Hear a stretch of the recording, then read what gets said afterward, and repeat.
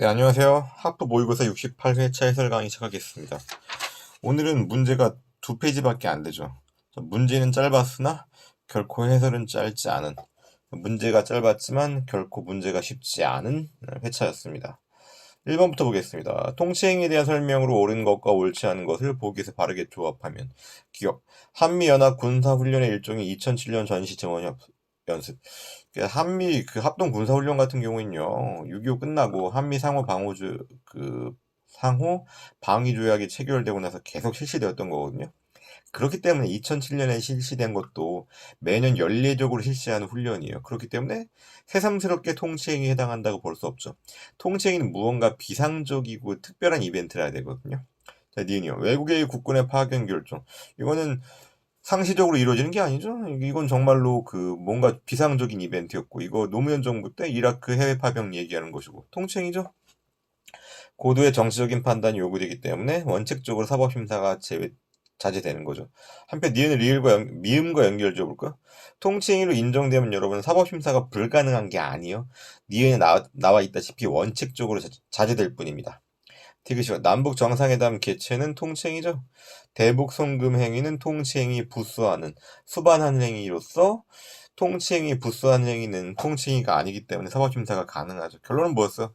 남북 정상회담의 옳고 그름은 사법심사가 안 되지만 대북 송금 행위는 사법심사했고 그 결과 대외무역법 위반으로 형사처벌받았죠. 누가? 그 당시에 김대중 정부 비서실장이었던 박지원.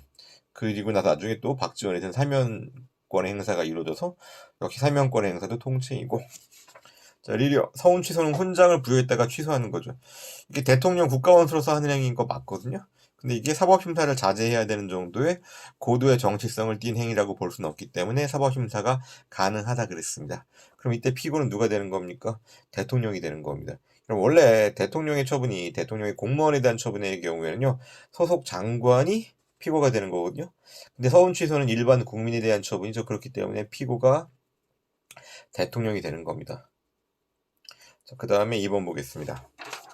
사인의 공법행위에 대한 설명으로 옳지 않은 것은 동그라미 1번. 국민이 어떤 신청을 한 경우에 그 신청의 근거가 된 조항의 해석상 행정발동에 대한 개인의 신청권을 인정하고 있다. 그럼 상대방에게 신청권이 있다는 얘기죠. 신청권이 있는 자에 대한 거부는 거부 처분이죠. 구체적으로 그 신청이 인용될 수 있는지 여부는 본안 판단 사항이고요. 신청권이 있는지는 형식적 추상적으로 살피는 겁니다. 동그라미 2번이요. 민원사항의 신청 서류에 실질적인 요건에 관한 흠이 있다. 그것이 민원인의 단순한 착오나 일시적인 사정 등에 기인한 경우라면 행정청은 보완을 요구할 수 있다. 원칙적으로 행정청의 보완 요구 대상은요, 형식적인 요건이거든요. 그런데 실질적인 요건의 경우에도 단순한 착오다. 이를테면 모성 보호 관련된 신청을 한다. 그럼 모성 보호 관련된 신청은 모성이죠, 부성이 아니죠. 여자만 할 수 있단 말이에요. 근데 해당 서류를 보니까 남자가 기재가 돼 있어. 이거 뭐야? 이거 실질적인 요건에 관한 흠이긴 하지만 단순한 착오인 거죠. 그러니까 엄마가 해야 되는데 애가 아빠가 했다. 이런 경우에는 행정청은 보완을 요구하겠죠. 이거 아빠 이름으로 신청하시면 안 되고요. 모성 보호이기 때문에 엄마 이름을 신청하세요. 실질적인 요건에 관한 것이라고 할지라도 단순한 착오라면은 보완을 요구할 수 있는 겁니다. 동그라미 3번이요. 건축주 등은 건축신고가 반려될 경우에 건축신고는 통상의 건축신고는 수리를 요하지 않는 신고죠. 그런데 이게 수리를 요하지 않는 신고는 원래 건축신고서가 도달하기만 하면 건물 지을 수 있긴 해. 하지만 건축물의 건축을 개시하면 시정명령 이행강제금 벌금의 대상이 될 수도 있고 당의 건축물을 사용하여 행할 행위 허가가 거부될 수 있기 때문에 상대방 국민 입장에서는 건물 건축하면서 계속 불안하겠죠. 그렇기 때문에 분쟁의 조기적인 해결을 위해서 건축신고 반려 행위에 대해서 처분성을 인정하는 겁니다. 한편 여러분, 통상의 건축신고는요, 건축신고 거부는 처분성이 인정되지만 건축신고 자체는 수리 거부에 대해서 처분성을 인정하는 거예요. 하지만 통상의 건축신고에 대한 수리는 아무런 의미가 없습니다. 통상의 건축신고에 대한 수리는 처분성이 없어요. 동그라미 4번이요. 건축신고가 다른 법률에서 정한 인가 허가 등의 의제 효과를 수반한다. 이건 인허가 효과를 수반하는 건축신고는 수리를 요하는 건축신고죠. 3번이요. 1회차 같은, 이번 회차 같은 경우는 3번 문제가 좀 좋았던 것 같아요. 이게 행정기본법에서 여러분들이 행정기본법을 꼼꼼히 법조문 하나하나 읽어본 적은 없잖아요. 그러니까 여러분들이 이 문제를 풀면서 틀린 거는 막 보충해 나가는 겁니다. 자, 동그라미 1번이요. 일단 3번 읽어보게 되면요. 고시, 훈령, 예규, 지침 등의 형식의 행정입법. 무엇을 설명합니까? 행정규칙을 설명하는 거죠. 적절한 걸 고르래. 동그라미 1번. 행정기본법에 따른 법령에 행정규칙의 형식도 포함돼요. 일단 뭐 논란이 있을 수는 있죠. 원래 법령 그러면 법률 및 법규명령을 얘기하는 게 맞거든요. 그런데 행정기본법 제2조 보게 되면요. 이 법에서 사용하는 용어의 뜻은 다음과 같아요. 법령 등은 다음 강목의 것을 말한다. 법령 등이란 말 괜히 쓰인 적 없죠? 그럼 법령과 등으로 구성된다는 얘기인데 법령이라는 거는 법률 및 대통령령, 총리령, 부령이니까 법규명령이죠. 국회규칙 블라블라블라 법규명령이죠. 반가로 3번은요. 반가로 1번 또는 반가로 2의 위임을 받아서 블라블라한 훈령, 예규, 고시 및 행정규칙. 그러니까 법령 등은 법률, 법규명령 그리고 행정규칙까지 포함하는 겁니다. 또 법령 그리고 뭐가 있어요? 등이란 말이 있어요. 등 보니까 뭐가 나와 있어요. 그래가지고 자치법규죠. 조례와 규칙은 등에 해당하는 겁니다. 사실 이러한 용어 개념 정의가 옳다고 볼 수는 없어요. 원래 법령 그러면 법률 및 법규 명령을 얘기하는 것이고 법규 명령에는 법규성을 가지고 있는 조례도 포함된다고 부르는 거거든요. 그게 통상적인 분류인데 행정기본법은 다르게 분류하고 있는 거죠. 법령 등 그래서 법령에는 법률, 법규, 명령, 행정규칙을 말하고 그 등에는 자치법규를 말한다. 행정기본법에 규정되어 있는 내용이니까 그대로만 받아들여야 되는 거죠. 동그라미 2번이요. 법률의 위임이 없이 법률의 시행을 위한 집행명령. 여러분 집행명령의 경우에는요. 위임명령과는 달리 법률의 위임이 없어도 가능하죠. 뒷부분 여러분 법률 보충적인 구실을 한다는 말을 여러분 법률 보충적 행정규칙 얘기한다는 그 뜻이 아닙니다. 원래 법규 명령 자체가 위임명령이건 집행명령이건 간에 법률을 보충하는 의미잖아요. 그래서 집행명령의 경우에는 법률의 위임이 없더라도 정할 수 있다. 그냥 그렇게만 보세요. 뭐 엄밀히 따져보면 약간 좀 논란의 여지가 있긴 하지만 제가 적어놓은 코멘트만 보세요.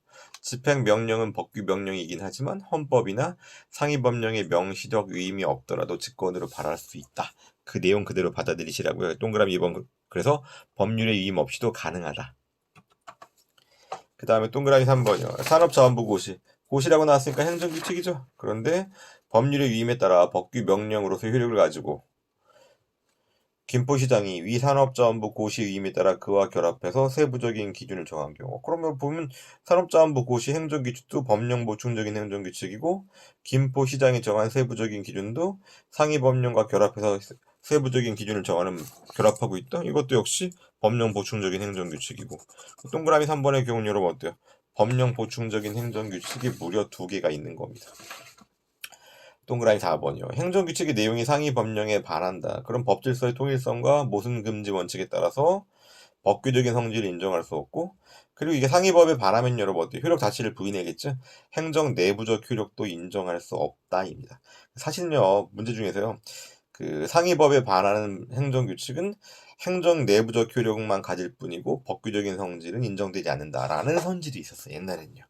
하지만 그 선지보다 동그라미 4번이 조금 더 정확한 선지예요. 판례에 충실한 해석이거든요. 상위 법령에 반하는 행정규칙은 아무런 효력이 없다. 이렇게 정리하시면 되는 겁니다. 그러니까 행정 내부적인 효력도 없다는 얘기예요. 문제 3번 좀 어려웠어요, 여러분. 정리 잘하세요. 제가 코멘트도 꼼꼼히 달아놨으니까 읽어보고요. 문제 4번이요. 주세부가 처분이 비록 위법하다고 할지라도 하자가 중대하고 명백한 것이 아닌 한, 즉 무효 사유가 아닌 취소 사유에 불과하다면 공정력이 발생하죠. 따라서 일단 상대방은 세금을 납부해야 될 의무를 지고 만약에 세금 납부하지 않으면요. 강제 징수 절차가 진행될 수 있는 겁니다. 5번이요. 문제 4번은 공정력에 대한 설명. 5번이요.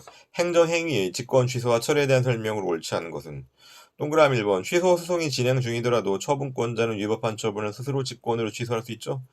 그럼 여러분 직권 취소한 경우에는 해당 취소 소송, 쟁송 취소의 목적은 달성했으니까 당해 소송은 각하되는 겁니다. 그리고 하자를 보완해서 다시 적법한 처분을 하는 거 아무런 문제 없죠. 동그라미 2번이요. 당연 무효가 아닌 상속세 부과를 직권 취소한 것에 대해서 상속세 부과 처분, 당초에 침익 처분이 있었죠. 직권 취소. 여기 대해서 과세관청이 상속세 부과 취소를 다시 취소. 뭡니까? 처분의 취소의 취소죠. 이때 여러분 원처분이 침익 처분이면은 원처분이 부활하지 않습니다. 처분의 취소의 경우에 원처분이 수익처분이면은 원처분이 부활하거든요. 그러니까 처분의 취소의 경우에 원처분이 침익처분이면 원처분이 부활하지 않습니다. 그러니까 여러분 침취급 수취장으로 설명할 수도 있잖아요. 뭐 제 수업 들었던 분들은 잘 알고 제 수업 안 들어서도 이 부분 뭐 여러 번 뭐 수업 시간에 다루어졌을 테니까. 동그라미 3번이요. 행정처분을 한 행정청은 이를 처리할 별도의 법적 근거가 없더라도 원처분 권한 포함 사례에 따라 가능하고 뭐 사정 변경이 생겼다. 중대한 공익상의 필요가 있다. 그러면 처리할 수 있는 거죠. 동그라미 4번이요. 행정행위 직권 취소 사유는 성립상 하자. 철회 사유는 후가적 사유로. 6번이요. 공공기관의 정보공개에 관한 법률로 옳지 않은 것은 동그라미 1번. 정보공개 청구권의 주체는 모든 국민이죠. 법인도 포함하는 것이고 심지어는 일정한 경우 외국인도 가능하잖아요. 동그라미 2번이요. 진행 중인 재판에 관한 정보로서 공개될 경우 형사 피고인의 공정한 재판을 받을 권리를 침해한다. 여러분 재판 관련된 정보가 비공개 대상 정보인 경우는요. 진행 중인 재판에 구체적으로 영향을 미칠 정보입니다. 만약에 이게 공개된다 형사 피고인의 공정한 재판을 받을 권리를 침해한다. 무슨 말입니까? 진행 중인 재판에 구체적으로 영향을 미치겠다는 얘기죠. 그럼 비공개 대상 정보죠. 그래서 여러분 형사 피고인에 대한 인적 사항이 모두 공개되면 안 돼요. 왜? 일단 먼저 여론 재판이 발생할 수가 있거든요. 여론 재판이 이루어지게 되면요. 해당 재판장 판사도요. 여론에 휘둘립니다. 그래가지고 제대로 재판 못할 수가 있어요. 그래서 형사 피고인에 대한 구체적인 신상은 공개되면 안 돼요. 그럼 뭐 고유정인이 뭐 그다음에 뭐 장대혼이 그다음에 누구야 또 누굽니까 그 텔레그램 이용해서 이상한 짓 했던 애 있잖아요. 그 텔레그램 이용해가지고 무슨 뭐 걔들이 그런 애들 있잖아. 그런 애들의 경우에 이름과 얼굴 정도는 공개되긴 하지만 그 이상 디테일한 정보가 공개되진 않습니다. 그럼 마녀 재판이 될 수가 있거든요. 계속 보겠습니다. 동그라미 3번이요. 공공기관은 원칙적으로 정보공개를 청구받은 날로부터 10일 이내에 공개 여부를 결정하고 10일의 범위 내에서 연장할 수 있는 겁니다. 동그라미 4번. 청구인이 이의신청을 거치지 않고도 행정심판을 청구할 수 있죠? 왜? 임의적인 전치니까. 이의신청과 행정심판 모두 임의적인 전치입니다. 7번이요. 질서 위반 행위 규제법의 내용에 대한 설명으로 옳지 않은 것은 동그라미 1번. 질서 위반 행위 후 법률이 변경되어서 그 행위가 더 이상 질서 위반 행위에 해당하지 않은데 혹은 감경되었단 말이에요. 이건 무슨 뜻입니까? 시대 상황 변화에 따라서 더 이상 문제 안 삼겠다는 얘기죠. 그러면은 해당 법률도 시대 상황 변화를 따라가야 되겠죠. 더 이상 제재하지 않거나 감경된 형을 제재한다는 얘기, 부과한다는 얘기고. 그 다음에 동그라미 2번이요. 행정청의 과태료 처분이나 법원의 과태료 재판이 확정된 후 법률이 변경되어서 그 행위가 더 이상 질서 위반 행위에 해당하지 않는다는 건 이건 동그라미 1번과 같은 맥락이죠. 시대 상황 변화란 말이죠. 그렇기 때문에 이런 경우에는 과태료 징수 또는 집행을 면제한다. 오케이. 그 다음에 동그라미 3번. 신분에 의해 성립하는 질서 위반 행위에 신분이 없는 자가 가담했다. 가담한 자도 제재해야 되겠죠. 동그라미 4번. 행정청의 과태료 부과에 불복하는 당사자는 과태료 부과 통지를 받은 날로부터 30일이 아니라 60일 내죠. 60일 이내에 서면으로 이의제기를 할 수 있고 여러분 이의제기는 서면으로 해야 돼요. 그리고 이의제기는 여러분 해당 행정청이 하는 겁니다. 해당 행정청이 이의제기를 하게 되면요. 과태료 재판으로 이행되는 거죠. 원래 소송 제기할 땐 법원에 소송을 제기하는 거잖아요. 그런데 이때 이의제기는요. 해당 행정청이 하는 겁니다. 행정 절차에 대한 설명으로 옳지 않은 것은 동그라미 1번. 신청에 대한 거부 처분은 특별한 사정이 없는 한 사전 통지 절차의 대상인 당사자의 권익을 제한한 처분에 해당하지 않는다. 사전 통지 절차의 대상인 당사자의 권익을 제한하는 처분은 적극적인 침익 처분 얘기하는 거죠. 동그라미 2번이요. 허가 처분의 신청인이 신청에 앞서서 행정청의 허가 업무 담당자에게 한번 읽어달라 그랬어요. 내가 신청서를 제대로 작성했는지. 신청서의 내용에 대한 검토를 요청한 것은 이거는 신청의 의사표시를 볼 수 없죠. 그렇기 때문에 만약에 신청 기한이 정해져 있다. 그러면은 기한 내 신청 안 한 경우에 해당한다는 얘기예요. 검토 요청만 갖고는 확정적인 신청의 의사표시를 볼 수가 없거든요. 동그라미 3번이요. 고시의 방법으로 불특정 다수인을 상대방으로 의무를 부과하거나 권익을 제한하는 처분. 이거 일반 처분이죠. 일반 처분의 경우에도 행정절차법상 불이익처분에 해당하지 않습니다. 왜 의견 제출 기회를 준다. 여기서 말하는 의견 제출이라는 게 뭐 청문 공청회 의견 청취 등을 얘기하는 건데 여러분. 동그라미 청문 공청회 의견 제출 등 이건 특정 상대방이 있는 처분이어야 되는 것이고 일반 처분의 경우는 상대방을 특정할 수가 없잖아. 그렇기 때문에 의견 제출 기회를 주어야 하는 대상이 아니다. 동그라미 4번이요. 국가공무원법상 직위해제 처분을 하는 경우에는 행정절차법의 적용이 곤란하거나 불필요한 경우에 해당하죠. 9번 국가배상에 대한 설명으로 옳지 않은 것은 동그라미 1번이요. 국가배상 책임이 인정되려면 공무원의 직무 위반 행위와 손해 사이에 상당 인과관계가 인정돼야 된다. 오케이죠, 여러분?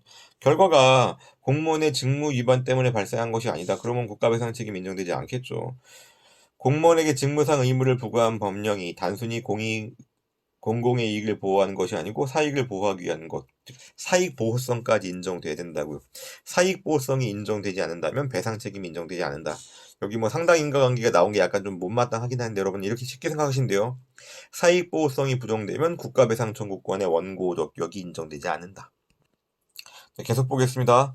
네, 동그라미 2번 볼 차례인데 아까 제가 문제 6번에서 여러분 그 동그라미 2번 있죠. 제가 조주빈 텔레그램 N번방 있죠. N번방. 그래서 그 조주빈 같은 애들의 경우에는 얼굴이랑 이름 등의 인적사항은 공개됐죠. 근데 그 이상의 디테일한 뭐 인적사항, 가족관계라든지 등등까지 공개하진 않아요. 그러면은 아무리 나쁜 놈이라도 형사 피고인으로서 공정한 재판을 받을 권리는 인정된단 말이에요. 그렇기 때문에 해당 피고인에 대한 공정한 재판을 받을 권리를 침해한다고 인정될 만한 상당한 이유가 있는 정보는 비공개된 사항이다. 조주빈 나쁜 놈이라는 거는 의문의 여지가 없고. 9번 동그라미 2번 보겠습니다.